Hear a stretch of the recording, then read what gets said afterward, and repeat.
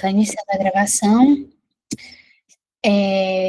Gente, hoje nós vamos ver, né, o que tem no Código Civil, que é o nosso capítulo, qual é? Eu acho que é o 4, que é imputação do pagamento, da ação, novação. E a gente para em inovação, no próximo GED é compensação, confusão e remissão de dívida. Vocês sabem me apontar onde que a professora Roberta parou? Quando eu vou compartilhando o slide, se vocês souberem me dizer, eu agradeço.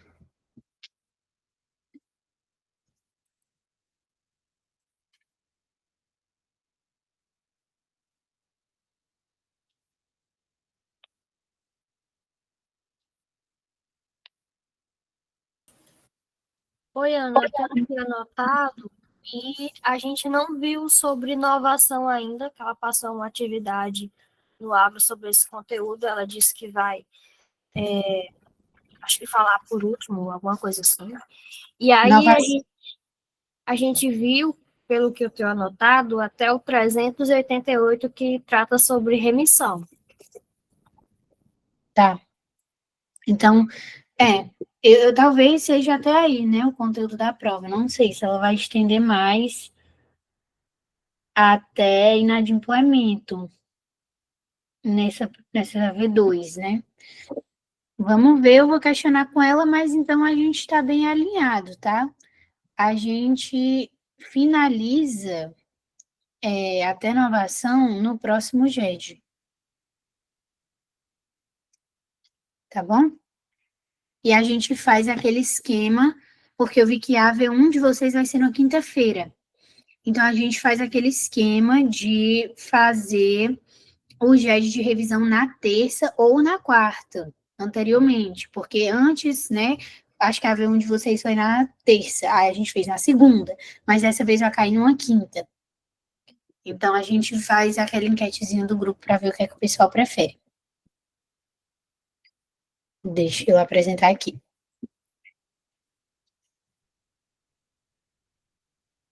Eu acho, gente, que aqui o conteúdo ele fica mais tranquilo do que o que a gente via antes de solidariedade, de isso e aquilo. Acho que aqui já fica bem mais tranquilo quando a gente chega nessa parte do conteúdo, tá? Então, começando, gente, sobre imputação do pagamento. A imputação do pagamento, gente, é quando o devedor deve mais de uma dívida para o mesmo credor e faz um pagamento. E aí surge a dúvida de para qual dívida aquele pagamento está sendo feito. E eu não sei se vocês já ouviram nos termos jurídicos, quando a gente está falando, né, de imputar algo. Imputar algo é nada mais, nada menos apontar, vamos dizer assim, né? É mostrar qual é. Então, aqui seria justamente dizer para qual dívida vai ser aquele pagamento. Então, se eu tenho duas dívidas, quando eu faço o pagamento, eu vou imputar para qual dívida vai ser, se é para uma ou é para outra. Então, é justamente isso, a imputação. Então, quando existem mais de uma dívida, né, se faz uma pergunta quando há esse pagamento, para qual dívida esse valor está sendo utilizado? Para onde que esse valor vai? Para qual dívida? E essa escolha de para qual dívida vai ser esse pagamento é chamada de imputação. Então, no artigo 352, vai falar sobre a escolha do devedor. Se o devedor tem várias dívidas vencidas e líquidas, né? Líquidas é aquela que tem um valor determinado, com o mesmo credor, ele pode indicar qual ele vai querer pagar. Então, via de regra, né? O devedor ele escolhe para qual dívida ele vai pagar aquilo.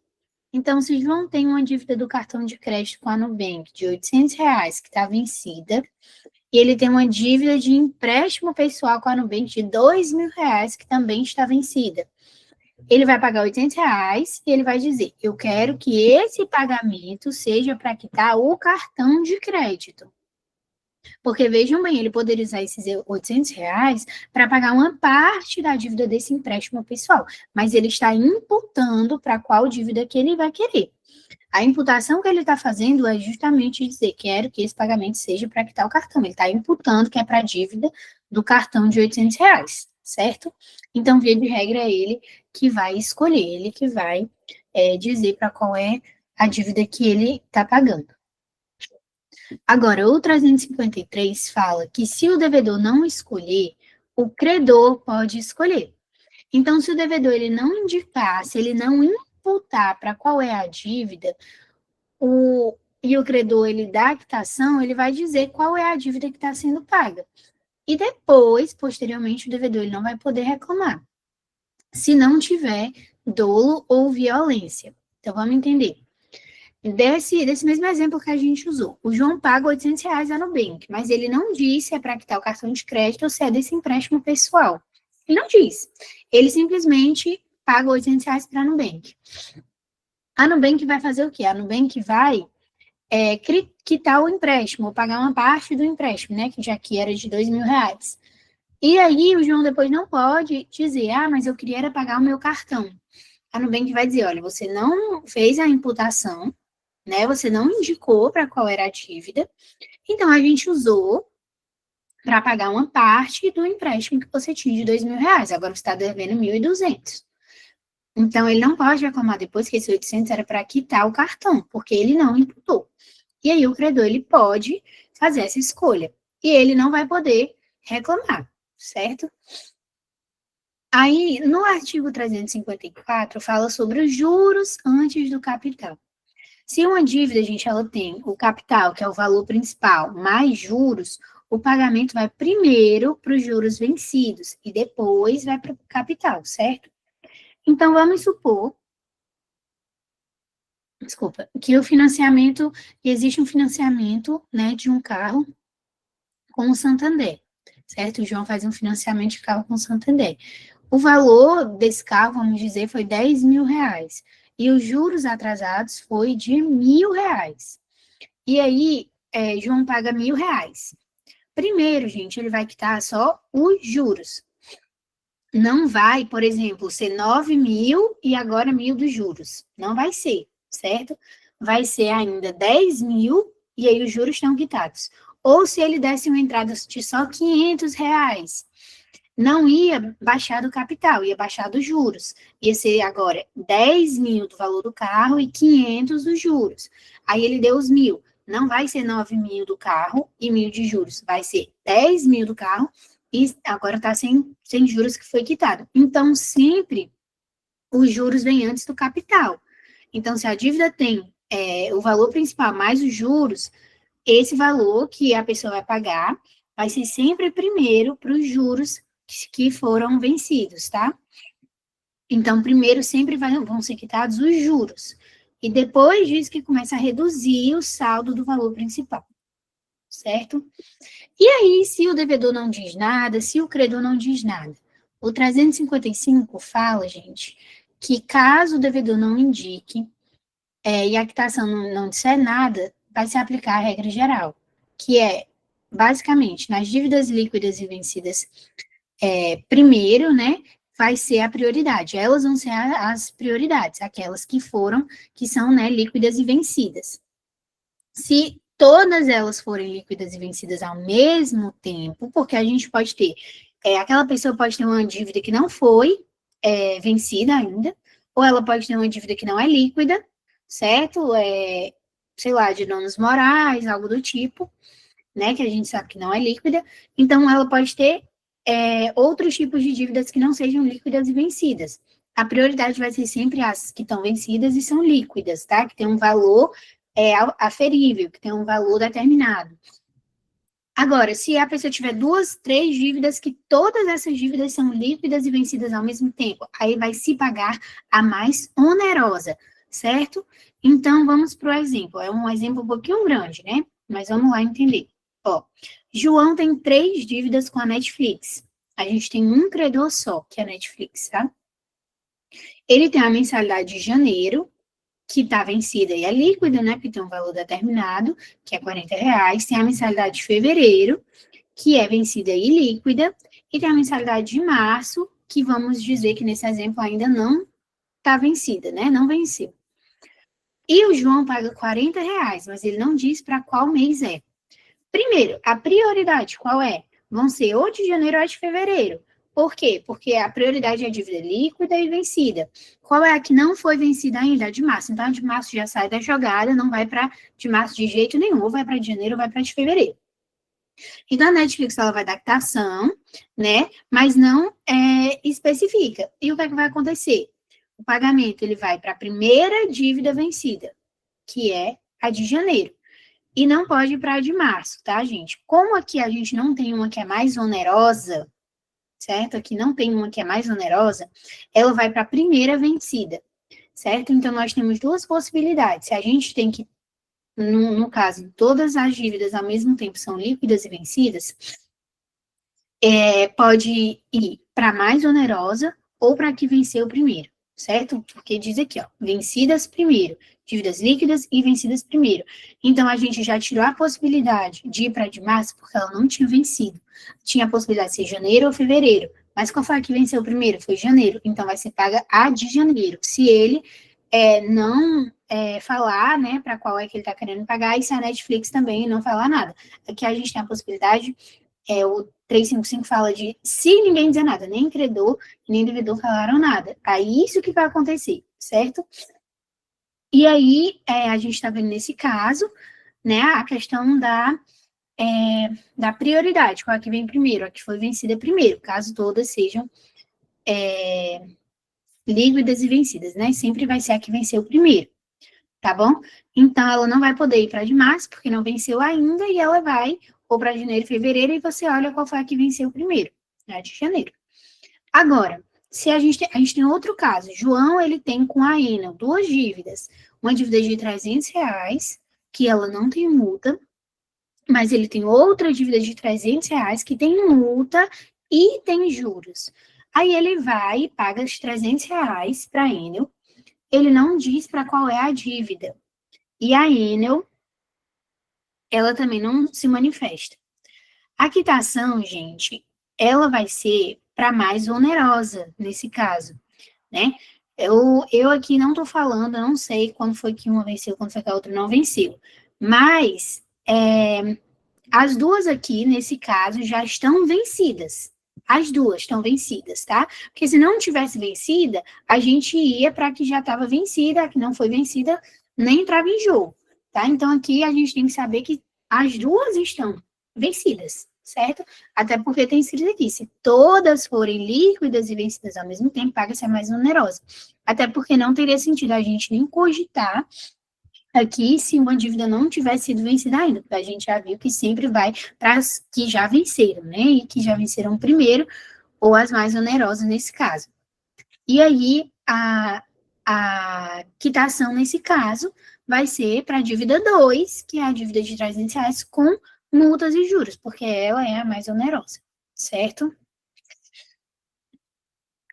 Agora, gente, nós terminamos sobre imputação do pagamento, tá? Então, é do 352 ao 355. Não é difícil, esses artigos são relativamente intuitivos. Leiam, né, o Código Civil de vocês e acompanhem depois no slide, para vocês irem entendendo o que é que está dizendo, para na hora da prova vocês não lerem lá o artigo e ficarem sem entender o que significa, tá? E aí vamos falar da dação em pagamento, gente. O que é dação em pagamento? Gente, a dação é quando o devedor, ele oferece ao credor uma coisa diferente do que tinha sido acordada. E esse credor aceita, tá? Então, vamos supor, aqui, gente, é basicamente aquela, eu não sei se vocês lembram de um artigo que tem dizendo que o credor não é obrigado a receber prestação diversa da que foi combinada, da que foi proposta. Pronto, mas a dação, ela fala quando esse credor aceita essa nova proposta, ou então essa nova obrigação, enfim, é justamente quando ele aceita algo diferente do que estava originalmente contratado. Então, seria uma pessoa que não tem dinheiro para pagar, mas ela pode pagar ou dar outra coisa, e o credor, ele aceita. E se o credor aceitar, a dívida é quitada. Se o credor não aceitar, aí não vale, tá? Simplesmente não precisa acontecer. Então, aqui é quando esse credor aceita uma coisa diversa, né, da combinada, aí a gente tem a dação. Então, vamos entender o ponto central que o nosso artigo 356 traz. Ele fala que o credor pode consentir em receber outra prestação, né, uma prestação diversa. E isso, gente, depende da vontade do credor. O devedor, ele nunca vai poder impor isso, tá? Então, vamos, por exemplo, Pedro deve 10 mil reais ao banco. E ele não consegue pagar em dinheiro, ele não tem esse valor em dinheiro, mas ele oferece o seu iPhone 15 Pro Max, que está avaliado em 10 mil reais, certo? Aí, se o banco aceitar, gente, a dívida, pronto, foi quitada. E houve uma dação. Por quê? Porque o banco ele não é obrigado a aceitar o iPhone, mesmo que ele tenha o mesmo valor, né? Porque o que é que foi combinado? 10 mil reais em dinheiro, em espécie, uma parcela única, via Pix, enfim. Então, foi combinado assim. O banco não é obrigado a receber uma coisa do mesmo valor, ou então em parcelado, porque não foi combinado assim. Mas se ele aceitou, aí aconteceu a dação, certo? Ele aceitou algo diferente do que estava originalmente contratado, tá bom? Se ele recusar, né, o banco, aí simplesmente a dívida continua e nada acontece, tá? O 357 é o seguinte: se combinarmos um preço, isso vai virar compra e venda. Como assim, Ana? Se for definido o valor da coisa dada em pagamento, as regras são de compra e venda. Então, se a coisa tem um preço definido, o negócio ele vai funcionar como se fosse uma venda do bem, mais o pagamento da dívida com esse valor. Por exemplo, se João ele está devendo 50 mil reais no financiamento do carro, ele vai oferecer a moto dele, certo? Que está avaliada ali, vamos supor, em 30 mil. E as partes concordam, né, com o valor da moto, certo? Tudo concordado, tudo ali, tudo bem, vamos fazer desse jeito. Então, aí vão se aplicar as regras da compra e venda. Ou seja, transferência, o risco, a garantia, todos esses redibitórios que tiverem, certo? Que vocês vão ver isso mais para frente. Mas se existir um valor definido daquela coisa que vai ser dada em pagamento, as regras agora dela vão ser as de compra e venda. É isso que o artigo 357 diz. Deixa eu ver se a gente tem como ir para ele aqui.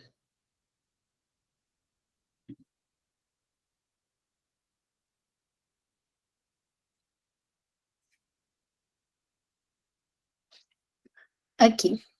Determinado o preço da coisa dada em pagamento, as relações entre as partes irão se regular pelas normas do contrato de compra e venda. Então, gente, ele está deixando simplesmente aqui, né, o nosso código, ele deixa muito claro que é isso, é uma regra, tá? A partir do momento que for determinado o preço da coisa dada, as regras agora vão ser as do contrato de compra e venda, certo? Deixa eu voltar para o compartilhamento antigo.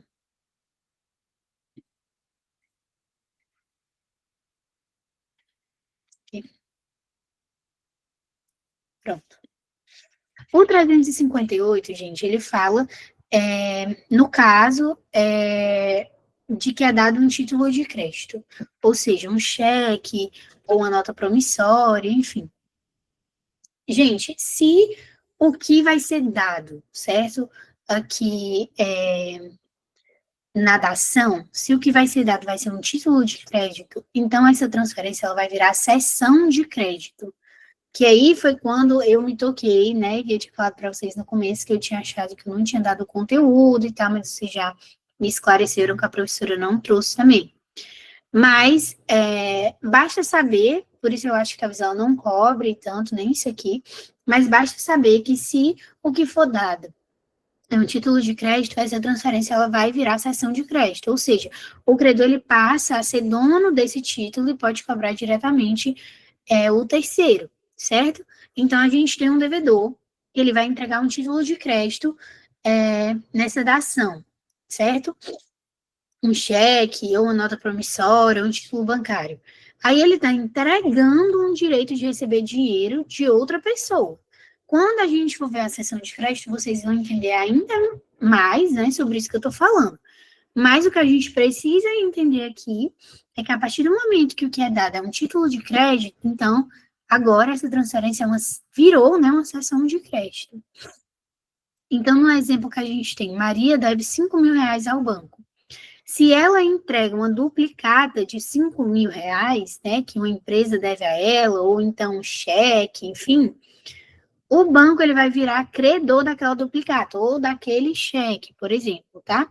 E isso é uma cessão de crédito, certo? Então, o foco central aqui é vocês entenderem que se o título, quer dizer, se o que é dado é um título de crédito, a transferência, ela passa a ser uma cessão de crédito, tá bom? Gente, e se o credor, ele perder a coisa, se essa coisa ficar evicta? A gente sabe que a evicção, né, é a perda daquela coisa, e aí o credor ele pode perder a coisa por alguns motivos, né? Porque ele descobre que ou aquela coisa era roubada, ou pertencia a outra pessoa, ou ela tinha um problema jurídico grave, enfim. Aí o que acontece, Ana, se essa coisa for perdida, né? Se essa coisa ficar evicta? Gente, tudo vai voltar ao estado anterior. Não existiu, portanto, a dação, certo? Não existe a dação se essa coisa for perdida, tá? Se essa coisa ficar evicta. Tudo vai voltar ao estado anterior e a dívida original, ela volta a prevalecer, certo? E a quitação, ela perde efeito. Vamos entender. Pedro deu um carro em dação ao banco. Depois, gente, o banco descobre, né, que esse carro, ele era roubado. Aí, gente, o banco vai perder o carro, porque a polícia vai chegar em algum momento e vai dizer, olha, esse carro que lhe deram, ele é roubado e você não tem direito sobre ele, né? O Pedro te deu um carro roubado. Então, o banco vai perder esse carro e a dívida, gente, vai voltar ao estado original, simplesmente, né? Porque não vai valer essa quitação, justamente porque a coisa ficou evicta, certo? E aí o banco pode cobrar a dívida original novamente, porque a quitação não teve efeito, certo? Então, desculpa, é basicamente isso que o 359 fala, tá bem? E aí a gente termina, né, do 356 até o 359, a gente tem sobre a dação em pagamento. E a gente entra agora para a novação, gente. O que é a novação? É mais intuitivo, né? Igual a imputação, né? O nome é mais intuitivo para entender. A novação, gente, é nada mais, nada menos quando as partes criam uma nova obrigação, com a intenção de extinguir, ou seja, de acabar com a dívida anterior. Então, o que acontece? Se apaga a dívida anterior e se cria uma dívida nova no lugar daquela, tá? Não é duas dívidas consecutivas. Você está criando uma para pagar a outra, certo? Então, é importante a gente saber que precisa ter, gente, a vontade de inovar. Ou seja, é uma substituição daquela dívida anterior, como eu estou falando, não podem existir as duas ainda. A inovação é justamente a questão de você querer criar uma para pagar a outra. Então, uma vai substituir a outra, certo? No 360, a gente tem 3 tipos de inovação, onde o artigo explica, né, quais são as inovações possíveis, certo? Então, no inciso 1, a gente tem a inovação que é objetiva, ou seja, ela muda de dívida, o objeto, né? O objeto é aqui o que vai ser novado. Então, a nova dívida vai substituir a antiga. Então, por exemplo, João devia 5 mil reais ao banco. Ele negocia com o banco e faz um novo contrato de, por exemplo, 5.500 reais, mas agora parcelado de 10 vezes, porque antigamente era 5 mil reais PIX, vamos dizer. Então, ele negocia com o banco tem essa vontade, manifesta essa vontade, esse ânimo de inovar, certo? A dívida anterior de 5 mil reais, ela acaba e essa nova dívida passa a valer, certo? E aqui, gente, o que é que mudou? O objeto da obrigação. Apesar de ainda ser o dinheiro, agora, né, o objeto indireto é 5.500, não é mais 5 mil, certo? As condições mudaram, não é mais via Pix, é 10 vezes, então a gente vê que o objeto da obrigação mudou. Por isso a gente diz que é uma inovação objetiva, porque o que é que mudou aqui foi a dívida, tá bom? No inciso 2, a gente tem a inovação subjetiva passiva. Subjetiva, gente, sempre é em relação aos sujeitos, tá? E objetiva a obrigação em si. Então, a gente tem uma subjetiva passiva. A gente sabe que quando a gente fala de passivo, ativo, o passivo é o devedor, o ativo é o credor. Então, a gente tem subjetiva passiva, onde vai se mudar o devedor. Ou seja, entra um novo devedor no lugar do antigo.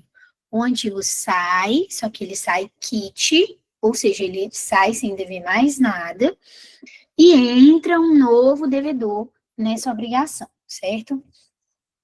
Vamos para o exemplo. Pedro, ele devia 10 mil reais ao banco. O pai de Pedro assume a dívida em seu lugar, certo? E o banco, ele aceita, ele tá tudo ok pelo banco. Então, agora o pai é o novo devedor e Pedro, gente, ele sai quite. A dívida, gente, ela é a mesma aqui, tá? Ainda continua 10 mil reais para o banco. O que é que mudou? O devedor, certo? O pai do Pedro agora assumiu a dívida e agora é ele que é o devedor. Por isso que é uma inovação subjetiva passiva, tá? É como a assunção de dívida, basicamente aqui. A inovação subjetiva ativa, gente, é onde a gente tem a mudança de credor, tá bom? Por isso que é ativa. Então, o credor original, ele vai ser substituído por outro nesse caso. E o devedor, ele fica quite com o credor antigo. Então, vamos para o exemplo. João, ele devia 2 mil reais para a loja A. E a loja A, ela passa essa dívida para a loja B, com acordo, todo mundo acordou, todo mundo concordou lá. Agora, gente, João, ele deve para a loja B, não mais para a loja A. Com a loja A, agora ele está quite. Então, percebam, ainda continua 2 mil reais que ele vai ter que pagar, certo? Mais para a loja B. Mas não é uma cessão de crédito. Quando vocês forem ver cessão de crédito, é diferente, não é simplesmente uma cessão de crédito. Aqui, gente, está surgindo uma obrigação nova com um novo credor, certo? Porque a gente teve uma nova ação, certo? Está sendo nova ação. Apesar de ainda ser 2 mil reais que estão sendo pagos, existiu uma nova ação. Não é uma cessão de crédito. Porque vocês vão ver que a cessão de crédito, às vezes, é só assim, eu posso receber aquele valor, mas eu dou para outra pessoa receber. Eu estou simplesmente passando ali o valor que eu ia receber para aquela pessoa. Mas aqui, gente, não é só um repasse. Na verdade, aquela pessoa assumiu, é o posto agora como nova credora, certo? Eu não estou só passando o meu crédito, enfim, eu tô saindo daquela obrigação e outra pessoa está entrando. Então, a gente tem uma obrigação nova que está sendo construída, por isso que ela está dentro do rol da inovação, certo?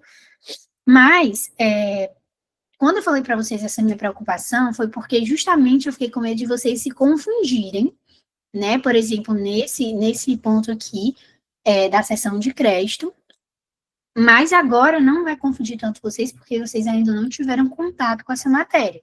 Então, eu nem vou me ater muito a me explicar, para a gente não adentrar outro conteúdo e confundir. Se vocês ainda nem tiveram contato, entendam dessa forma que eu estou explicando, né? E aí, futuramente, a gente, talvez vocês até entendam melhor porque que uma coisa não é a outra, tá? Mas é importante saber que, por ser uma inovação, né, existe uma obrigação nova, mas agora é um novo credor, né, aqui.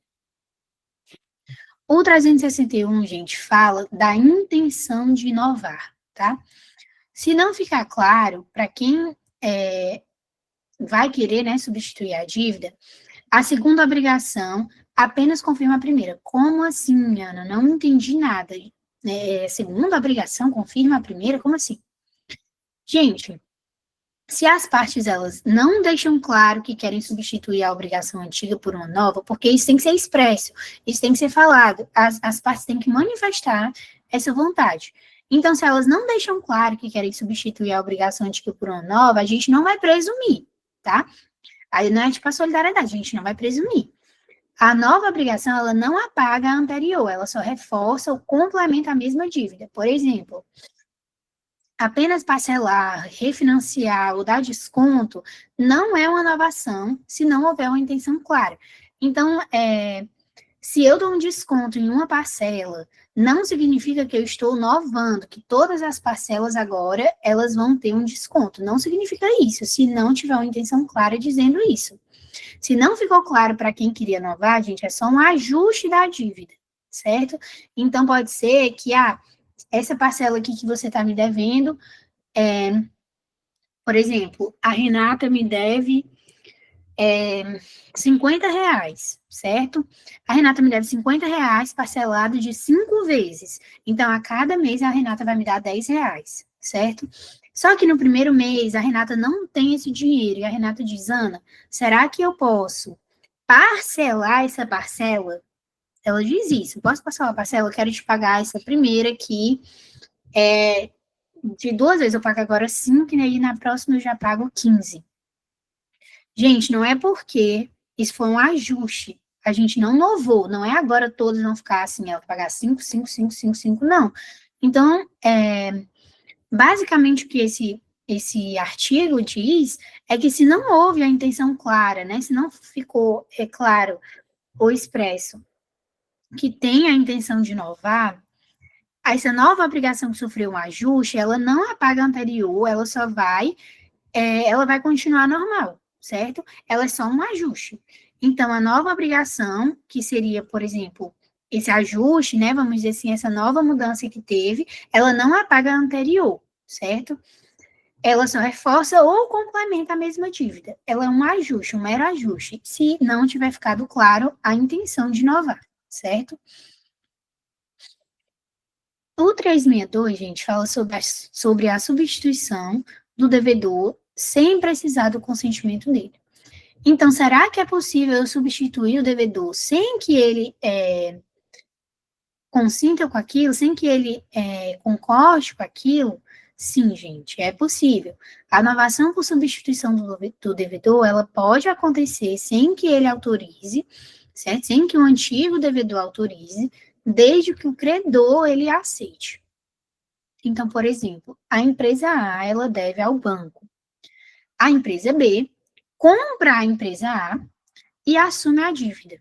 Por exemplo, o Facebook, né? Vamos dizer, o WhatsApp, ele devia ao banco, certo? O WhatsApp estava devendo tantos reais ao banco. O Facebook, ele comprou o WhatsApp. Então, o Facebook agora, ele assumiu a dívida. E o WhatsApp, ele não precisa concordar com isso. Ele é o antigo devedor, tudo bem, mas ele não precisa concordar com isso, certo? Porque o Facebook comprou ele, então o WhatsApp não precisa mais concordar, certo? E se o banco aceitar, né? Se o banco aceitou, pronto, tá? A obrigação, ela muda de devedor sem precisar do ok do antigo, tá bom? E o 363, gente, ele fala o seguinte: se o novo devedor faliu, o antigo devedor, ele vai voltar a dever? Não, a regra geral é que o antigo devedor não vai voltar a dever caso o novo devedor tenha falido. Se o credor ele aceitou esse novo devedor, ele se torna insolvente. E pronto, ele não pode cobrar do antigo devedor, porque ele aceitou.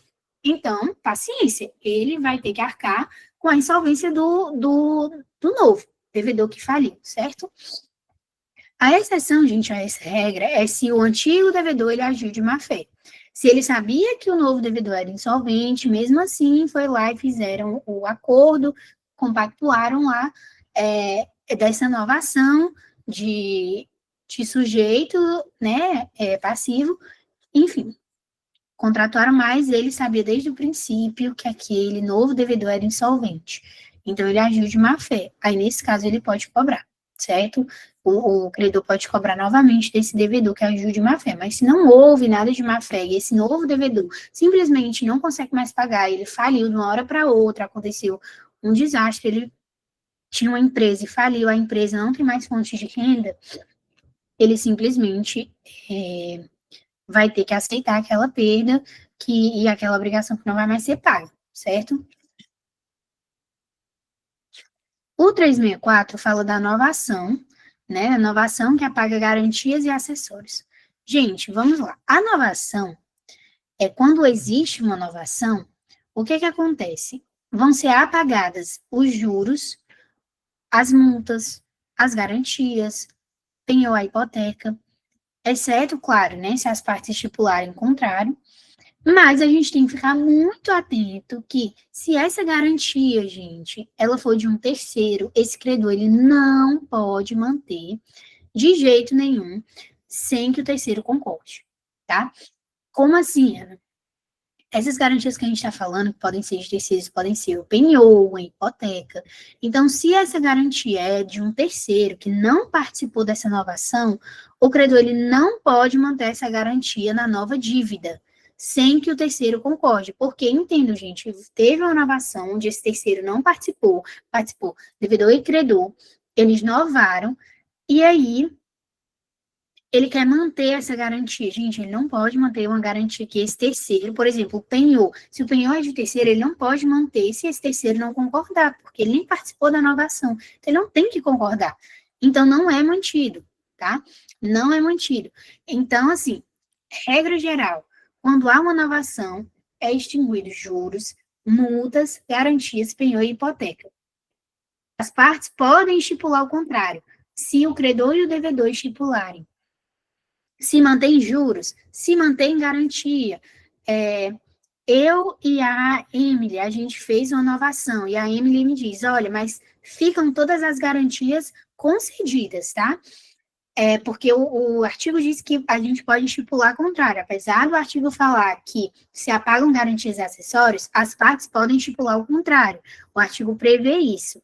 Então, se a Emily me diz, olha, todas as garantias continuam, o penhor continua, a hipoteca continua, tu continua com o direito disso. Aí, esse penhor, essa hipoteca, essas garantias são de um terceiro, ela não pode, e eu não posso manter essas garantias se esse terceiro não concordar.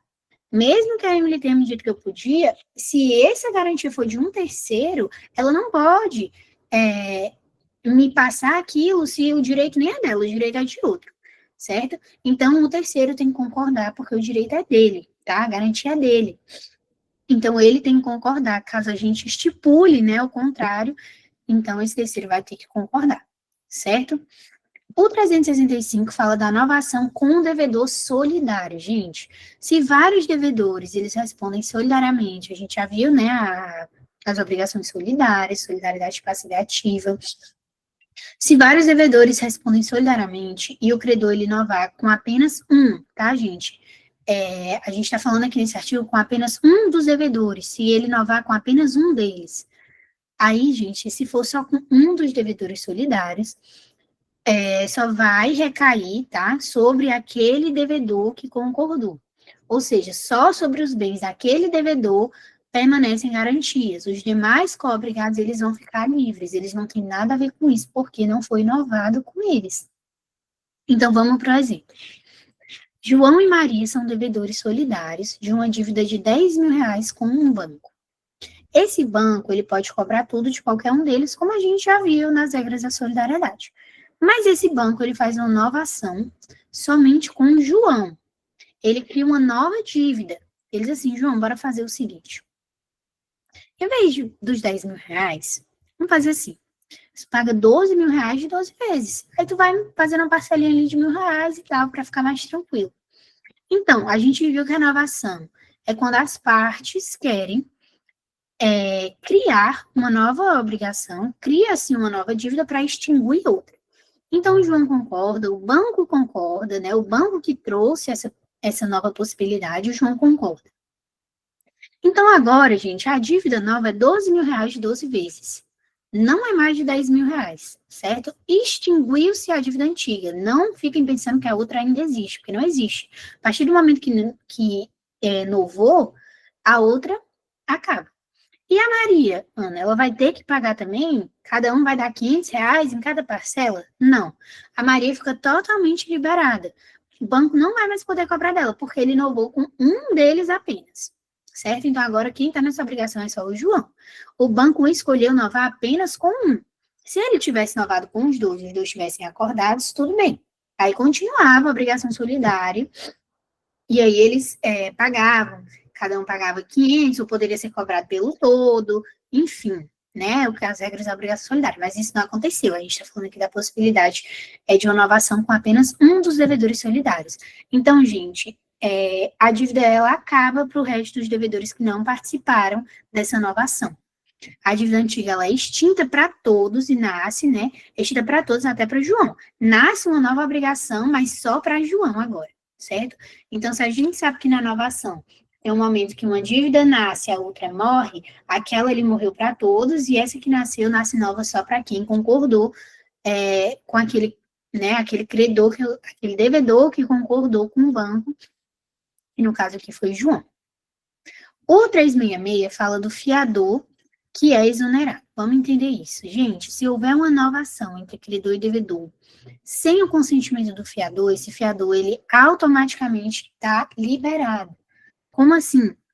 Gente, se existe uma inovação, acontece uma inovação onde o credor e o devedor não avisam ou não vão buscar a anuência, a concordância do fiador, esse fiador ele está automaticamente liberado da obrigação. Claro que a gente está falando aqui de obrigações que possuem fiador, tá, gente?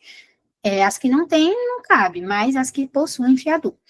Então, se Pedro faz um empréstimo de 20 mil reais no banco e o pai dele é o fiador desse empréstimo, aí o Pedro, posteriormente, ele renegocia com o banco e faz uma inovação.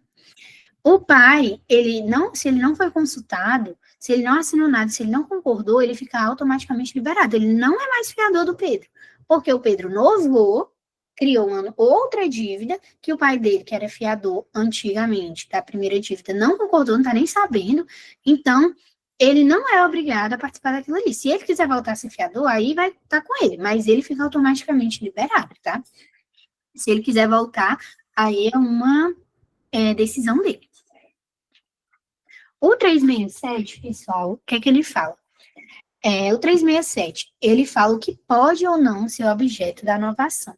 É relativamente óbvio, tá, pessoal? Você só pode inovar dívidas que existam e que são válidas. Então, ele é relativamente óbvio.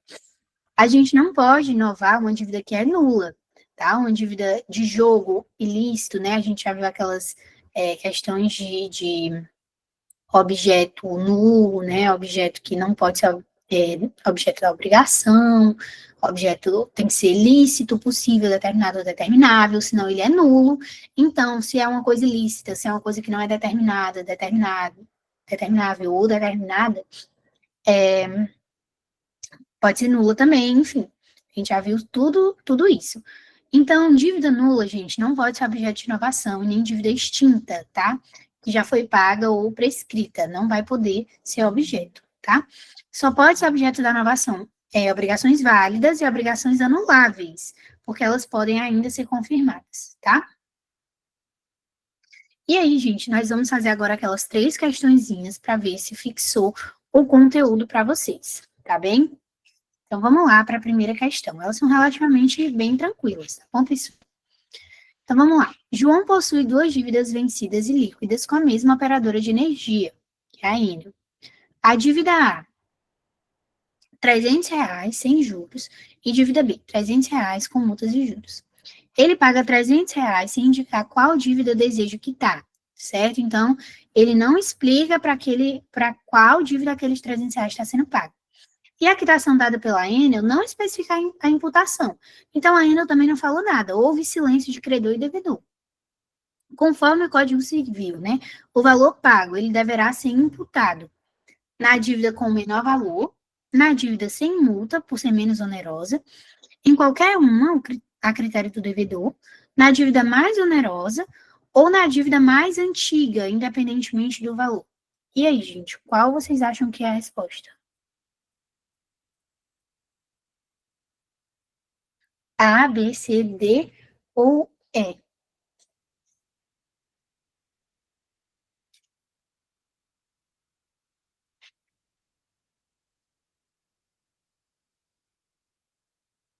O que é que vocês acham?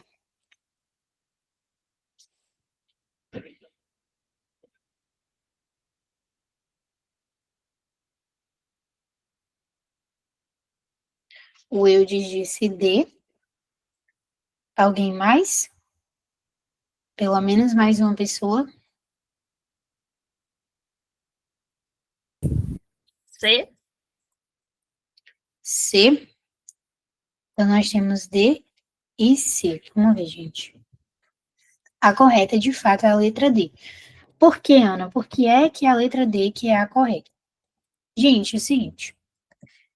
Não vai ser dívida de menor valor, certo? Nesse caso, porque o código nem fala, tá, em menor valor, ele realmente não trata nada sobre isso. Na dívida sem multa, por ser menos onerosa, não vai ser. É justamente o contrário, tá, gente? Vai ser paga mais onerosa. Por que não é a C em qualquer um a critério do devedor? Gente, não é a C porque é o seguinte, o devedor ele só vai escolher se ele indicar no momento do pagamento. Aqui, ele não indicou. Aqui ficou muito claro, né, que ele pagou os R$ 300 sem indicar qual dívida que ele deseja quitar.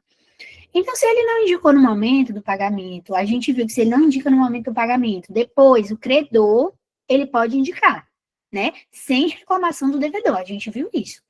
Só que aqui também o credor não especificou nada. Então, a gente teve silêncio das partes, e aí é quando acontece o artigo 355, que fala, né, do silêncio das partes, né, o que é que acontece. A gente viu bem aqui, ó, vou até voltar, 355. Se ninguém diz nada, o que é que acontece, né? Bem aqui que a gente viu. E aí, nesse caso, o que vai acontecer é exatamente que numa obrigação onde as duas já estão vencidas, né, são duas dívidas líquidas, as duas estão vencidas, uma dá sem juros, mas a outra está com juros. A gente viu que quando existem as duas ou mais, né, dívidas líquidas e vencidas, ao mesmo tempo, vai ser paga a que é mais onerosa. Então, não é a letra E, porque não é independentemente do valor. Vai ser a mais onerosa. Ana, e se fosse o mesmo valor, se não tivesse nenhuma mais onerosa, se as duas fossem R$ 300, sem multa, sem juros, as duas são R$ 300. Aí você olha para que venceu o primeiro. Mas a gente tem duas vencidas com valores diferentes, aqui vai ser paga primeiro, aqui vai ser, aquele valor vai ser dado para a mais onerosa, certo? Vocês entenderam isso?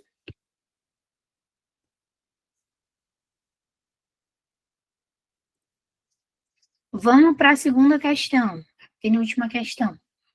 Pedro deve R$ 10.000 ao banco X. Sem dinheiro, o Pedro oferece sua moto para quitar a dívida. E o banco aceita, certo? As partes fixam que o valor da moto será R$ 10.000. A moto está sendo paga para essa dívida de R$ 10.000. Nesse caso, de acordo com o Código Civil, a relação jurídica entre as partes passa a ser regida pelo quê, gente? As partes fixaram que o valor da moto vai ser R$ 10.000. E aí, o que é que vocês acham? A, B, C, D ou E?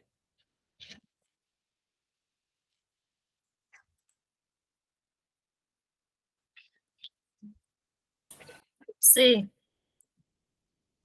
Inês acha C. Mais alguém?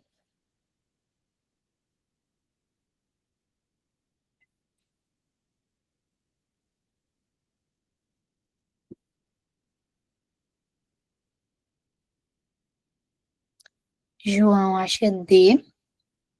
Eu tô em dúvida. Eu troco a minha resposta. Eu boto a B. A B, certo. Então, Emily B, o João disse D, né? Se não me engano. Com duas respostas eu já vou seguir, gente, porque não tem tanta gente respondendo pra gente não demorar. Mas vamos lá. A letra correta, de fato, é a letra B. Por quê? Ana, vamos lá. O que é comodato? Gente, a gente nem viu o comodato, ele é bem mais para frente, tá? Ele é realmente bem mais para frente, é lá pelo 500 e pouco do Código Civil. Então, a gente nem chegou a ver, tá? Então, não estamos falando de comodato aqui. É a letra B, vamos já ver por quê, tá? Mas vamos lá. Por que não é a letra C? Porque não é cessão de crédito. Gente, a cessão, ela só ocorre quando a coisa dada em pagamento, nesse caso aqui, é título de crédito, certo? Se fosse, a gente viu que se fosse título de crédito, o que é que acontecia? Passava a ser cessão de crédito, lembram? Que a gente falou sobre isso no do 358, tá? Então, não aconteceu isso porque que não é um título de crédito, tá? Que o bem, ele é a moto, certo? Por que não é a D? Pelo contrato de doação. Porque aqui, gente, não foi feita uma doação, certo? Ele não está doando essa moto para o banco, certo? Ele não está dando de presente essa moto para o banco, ele está pagando uma dívida. Ele está usando para pagar uma dívida, por isso não é doação. Não sei se se confundiram com dação, né? Mas aqui não é uma doação, tá? Letra E, pelas regras de depósito. Não, gente, depósito, né? Ele é uma guarda temporária do bem. É lá nos artigos 600 e tanto, lá do Código Civil. Não tem transferência de propriedade aqui, nem nada. A gente está falando de dação em pagamento, né? No caso aqui, a dação é justamente porque teve. Deixa eu voltar aqui o slide para a gente olhar. 3, 5, 7. A gente está falando da dação do 357, certo? Combinarmos um preço, vira compra e venda. Gente, aqui, o que é que fala? Que se foi definido o valor da coisa dada em pagamento, as regras serão de compra e venda. O que é que a questão fala? Exatamente que o que está sendo dado, que é justamente a moto, foi estabelecido um preço para ela, que foi 10 mil reais. E o que é que diz o 357? Que determinado o preço da coisa dada em pagamento, vão se aplicar as normas, né, as regras do contrato de compra e venda. É isso que o 357 fala, tá bom? Então, agora vai ser regido pelas regras do contrato de compra e venda. Entendem? Então, vamos aqui para a próxima. A última, tá, gente? Ana e Beatriz são devedoras solidárias de 20 mil reais junto ao Banco Y.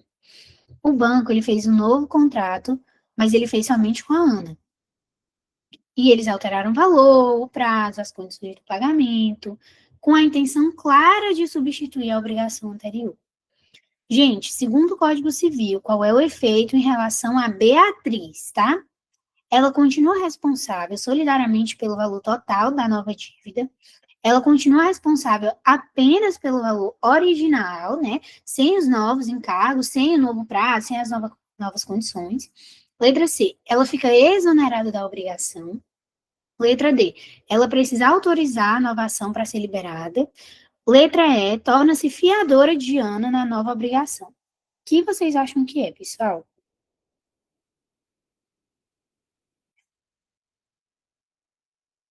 Qual letra vocês acham que é?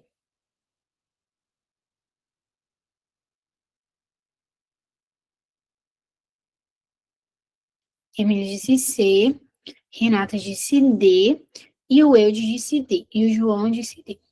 Vamos lá, vamos ver então. A letra correta é a letra C. Vamos entender por quê. Gente, a letra A fala: continua responsável solidariamente pelo valor total da nova dívida. Gente, não continua. Porque o artigo 365 fala que a novação com um dos devedores solidários libera os outros. Eles não continuam responsáveis. Lembra que a gente falou que nasce uma nova dívida e a outra se extingue para todo mundo. E a nova só se cria com aquele um devedor que foi, que participou dessa inovação. Nesse caso, gente, a Beatriz não participou. Ele fala que o banco fez contrato somente com Ana, tá bom? Então, a letra B. Continua responsável apenas pelo valor original, sem os novos encargos? Não.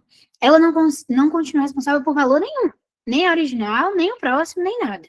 Certo? Eles ficam exonerados. Então, não é parcialmente responsável. Ela é totalmente liberada.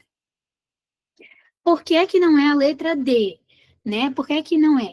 Precisa autorizar a inovação para ser liberada. Gente, o artigo 365, ele não exige o consentimento do devedor solidário para que ele seja liberado.